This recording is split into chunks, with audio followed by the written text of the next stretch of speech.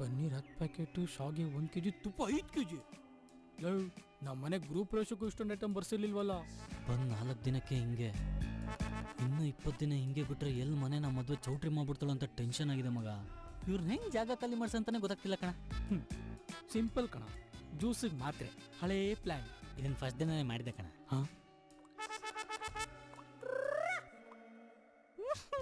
Juice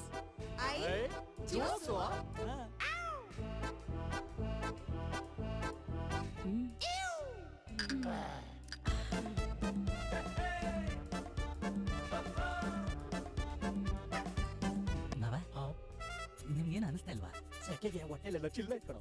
ಓ ಇನ್ನೊಂದಿದೆ ನಿಂದ ಕುಡಿಯೋ. ಓಕೆ ಮಾವ.